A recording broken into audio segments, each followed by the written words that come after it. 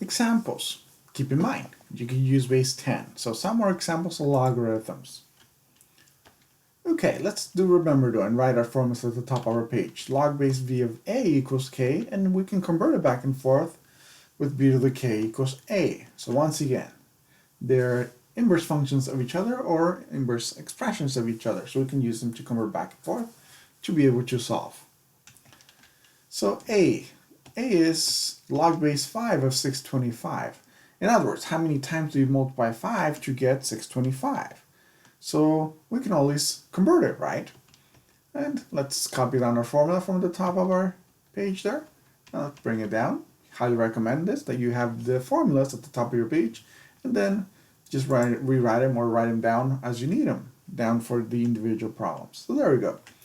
And we can realize that in this case, let's see, the base value, the v is the 5 and the a is the 625. So let's replace those, 5 and 625. Now the question is, how many times do you multiply the 5 to get 625?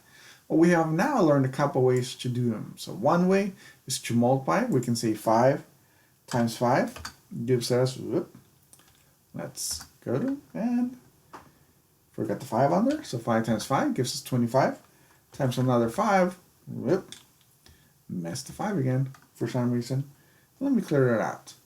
So 5 times 5 gives us 25 times 5 gives us 125 times 5 gives us 635. Hey, there we go. So we multiplied it 1, 2 times at the very top, and then 3 and 4 times. 4 times. So our k should be 4. That's one way to do it. Agreed? The other way to do is to go to y equals and go ahead and plot this. So we're going to say 5 caret key. Your caret key is right underneath your clear button. So 5 caret key, and put an x instead of a k. Your calculator does not know the k value. So we want to go to zoom and do a zoom standard, option number 6, just in case. We don't really care about the graph though, be aware of that. But there's a rough visual of what it looks like. We want to press second, and then graph gives you the table. This is what we care about, the table. And we can see that when x is 0, we get a 1. At 2, we get 5, 25, 125, 625. There we go. That's the number where we wanted. When the y value is 625, the x value, in other words, the answer is 4. So in this case, we found the answer to be 4, once again, through a different method. So there we go. Our log base 5 of 625 is equivalent to 4. And b, let's try v, log base 2 of 64. Once again, we can do the same thing as before. We can convert it to make our life easier. We say 2 to what exponent will give us 64. And likewise, we can plot it if it helps then. Go to y equals, instead of 5, in this case we have a 2, so 2 to the x. 2 caret key x, and then go ahead and go second, graph gives you a table. And now we want to see on the y values, where do we get 64? Hey, there it is, 64. 64 is when x is 6, so k value is 6 then. So in this case, we have a k value of 6. There we go. That means that log base 2 of 64 equals 6 as well. So there's our answer. Likewise, for c, log of base 3 of 1 over 81. Notice that it's a fraction. Because it's a fraction, there's a chance we can expect it to be a negative exponent, more than likely. So let's try converting this. 3, and we have 3 to the sum exponent, 3 to the k, equals 1 over 81. 1 over 81. What number do we expect it to give us that? So let's try this again. Go to y equals, base is 3 instead of a 2, so 2 to the power of x, 2 caret key x. And then we want to go second, graph to give us the table, so second graph gives us the tables. And we want to see, where do we get 181? Hey, you're not going to find 181 anywhere on here. Remember, it's a fraction, so more than likely it's a decimal. So let's go second mode, right next to the second button is the mode button, clear it out. Let's go 1 divided by 81. 1 divided by 81. Hit enter. The decimal value is 0.012345. So if I go to second, graph gives me the table again, and I want to go up until I find that value. It was 0.0, hey, there it goes. Almost missed it. 0.0123, and then it rounds it to 5. So our x value in this case is -4. So there it is. One way to do it, right? Take the 1 divided by the 1, so you got a decimal value that you can compare it to. So let's see, in this case, we found that 3 to the negative 4 will give us 1 over 81, so our answer is negative 4. And we can always double check. So you can try clearing the button, but that won't work. It doesn't take you to your main screen. So second mode takes you to your main screen. And let's clear this out. And you want to put 3, the caret key, meaning right underneath the clear button, you'll see the caret key. And we want to open a parentheses. Push the negative sign at the very bottom. Right next to your enter button is the negative sign, so negative 4. And hit enter. And there it is. It gives you 0.0123. Or you can go to math, fraction, and try converting. See if it works. Yes, it works. There you go. It gives you 1 over 81. When you go to math and then fraction, hit enter and enter. It converts it for you. Whoop.